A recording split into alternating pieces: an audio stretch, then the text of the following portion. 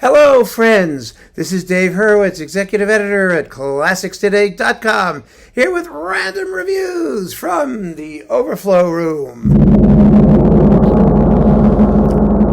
And we're continuing our march through Martinu, the Martinu March. Absolutely. And we have this lovely clump of goodies to talk about.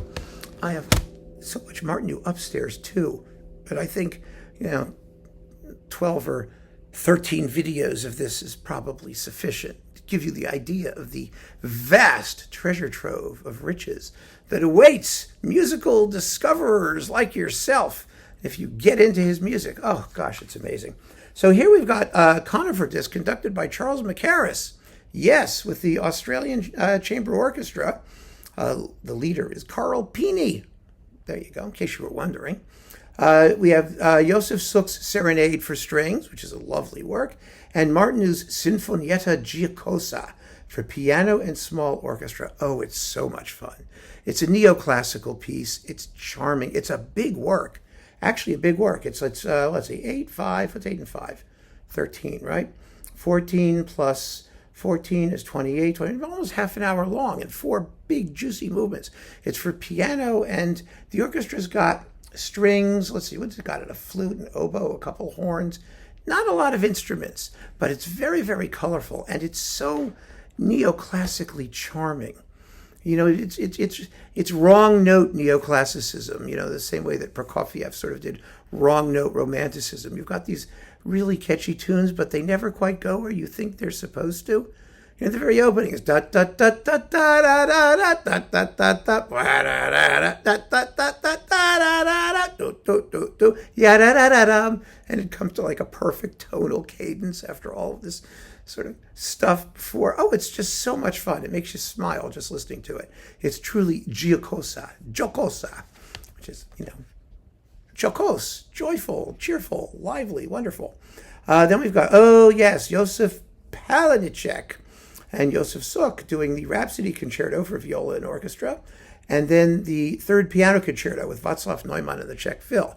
The third piano concerto is his biggest, most, they say, Brahmsian, and it's not like Brahms at all, but it's a big symphonic work and delightful. This was a wonderful disc. And we got the violin concerto, cello concertos with Angelika Mai. Angelika, she's a good cellist.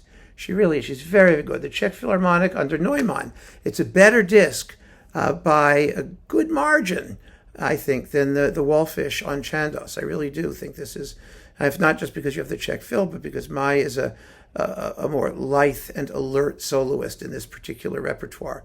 I think she just learned it better. So this is terrific and worth hearing. The 2 cello concertos are wonderful, by the way, of course.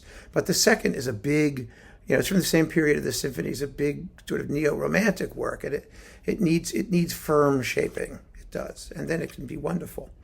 The frescoes of Pirodela, Franchesca, and Tchaikovsky's Patik with the Vienna Phil and Raphael Kubelik from 1956 in somewhat grotty sound on Orfeo. It's a live mono, festival thing. And is it yes, it's a Festspiel Documenta for the Salzburg Festival. I got it because it's live and it's Kubelik. I mean, do I listen to it? Nah, it doesn't sound great. It's not terrific. Okay, Martinu, Symphonies 3 and 6 with the Inventions. Oh, those are charming with Emil Leichner piano in the Inventions. Those are fun. It's a little 3-movement concertoette, if you want to call it something like that, and it's really terrific. This is that second Martinu symphony series that never got completed, that Neumann began digitally, digital sound, really good sound, much better than his first cycle, and just terrific performances, absolutely first class. You'll never find them. Who am I kidding? So much of this stuff came and went. Trio des Ischles, whatever they are, doing Martinu. All right, what are they doing? The Berserettes. Yeah, the Berserettes and the 3 piano trios. The first one is called 5 Short Pieces. It's a tiny little thing. The other 2 are bigger and more standardly formed piano trios, and they're wonderful pieces. The Berserettes are delightful from 1939. Oh my goodness, charming. And actually, it's kind of a big work. I'm looking at the timings here: 3, 3, 3, 4, 2, 5. There's just 5 movements, and let's see, 3, 6, 9, 10, 17, 18 minutes. It's not inconsequential, to put it that way. The label here is Disc Concord Grave. All these labels, there was a period in the 90s and the early 2000s where there were just millions of small labels doing, one-off projects or small groups of projects with artists, and then they disappeared.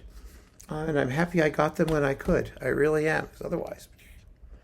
Jerzy Bielavek, Czech Phil. He also started a Martinu Symphony cycle with the Czech Phil that was never completed. He finally did it for Onyx with the BBC Symphony. Thank God, because he was a great Martinu conductor. And here are, here they are. There's 3 of them. 3 of them here. We have the Memorial to Lidice, the Field Mass, which is a masterpiece, a great wartime piece, and the 4th Symphony. Janáček Sinfonietta, Martinu 6, and the fantastic Scherzo by Suk. Very good performances all, actually. Symphony number 1 and the Concerto for Double String Orchestra, Piano and Timpani, or Double Concerto for Piano, String Orchestra and Timpani, or whatever you want to call it. Here they are, these 3 Chandos discs. It's a pity this thing wasn't completed because it was with the Czech Philharmonic. On the other hand, sonically, these were not the best efforts from the Czech Phil. They sound a little pale. Just a little bit washed out. I'm not quite sure what the deal was, but I mean, it's not bad sounding by any stretch of the imagination. In fact, some of the performances sound really good, but the Martinu symphonies just lack a little bit of depth to the texture, to the sonority. I'm not quite sure why that turned out that way. But the performances are quite good, and it's a might have been. The couplings actually are really somewhat worth having. The other Martinu works, the short Martinu works, the Janáček, the Suk. I mean, these are really, really fun works. They're good to have. And then Christopher Hogwood with the Kammer Orchestra Basel. It's hard to believe, Orchestra Basel, pardon me. It's hard to believe. Basil is something you put on your Italian food, right? And pesto. But Basel, this is the same group. Hard to believe that's doing those wretched Haydn symphonies with Antonini sometimes, right? Isn't that the same group? Wow. Okay. The Toccata e Due Canzoni, which Hogwood already recorded once on L'Oiseau Lyre. The Concerto in D by Stravinsky and Honegger's 4th Symphony. He did a couple of discs of contemporary chamber works for chamber orchestra with this group that were quite good, really. And so is this. It's a very, very good disc on Arte Nova. So there you have it, my friends. More Martinu from the Overflow room, but we're getting to the end. Keep on listening and stick with it. There's so much more to reward your time. Take care.